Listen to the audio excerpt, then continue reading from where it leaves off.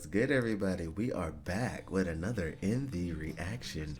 I'm excited for it because we got Apink coming through with a new comeback. I enjoyed their last one. These chicks are veterans. They know what they're doing, so I know they're planning to bring the quality to our eyes and ears, you know.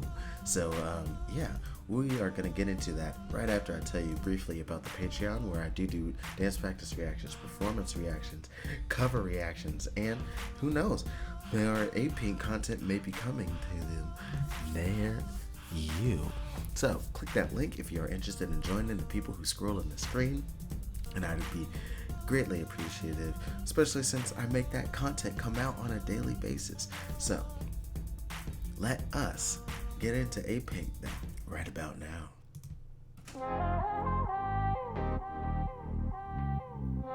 I feel like I've heard this sample before, but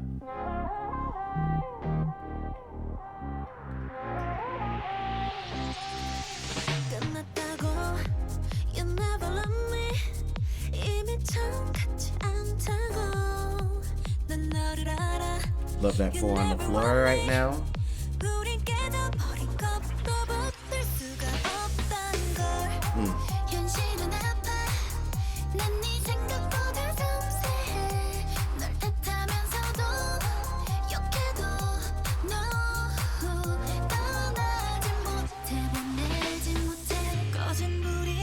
Ooh, nice little switch out to the guitar.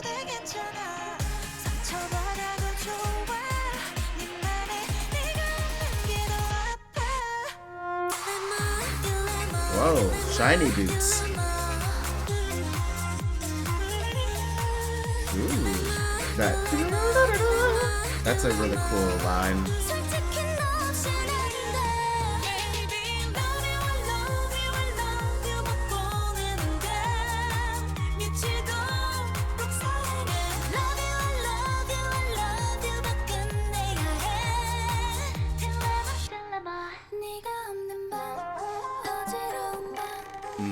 Nice pull back, nice little ear candy with the little effects.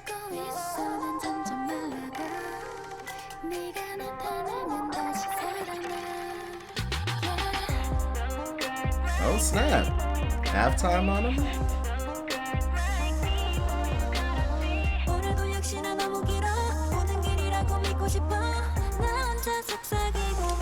Feels like an odd place to go in the song so far, but ooh, choreo moment.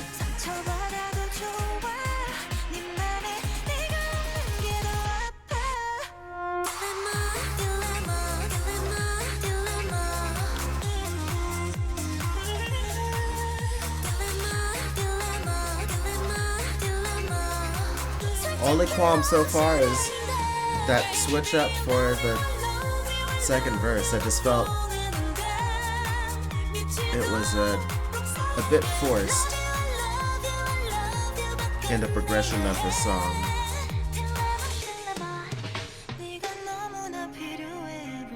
Wow, that's a pretty picture.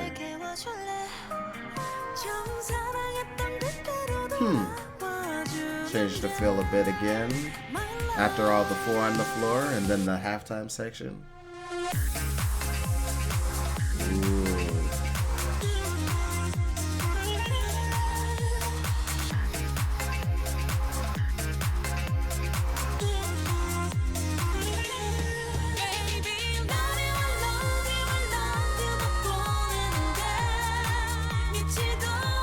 Sideways crying, that's new.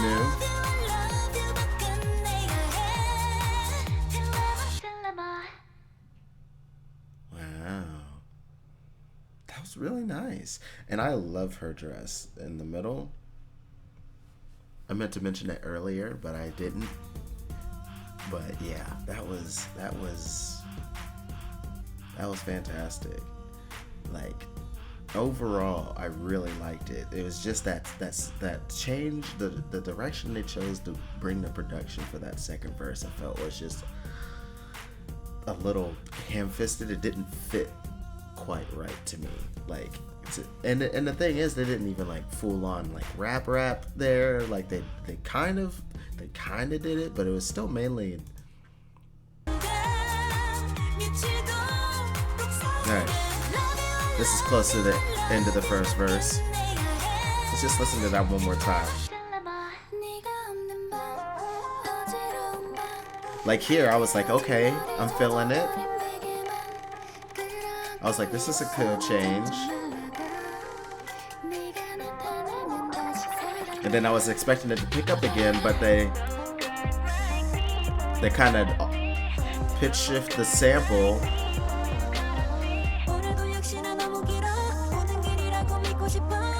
And then this is just kind of more rhythmic singing rather than rapping.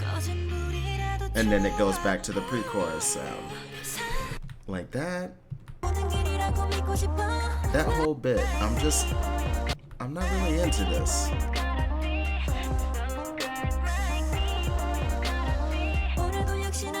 But I guess it does kind of like go into like the theme of the song about like how it's like a dilemma, things that haven't been going so well, that they have pretty much a broken relationship here, and despite her still having feelings, having to leave, and it's like, hey, there's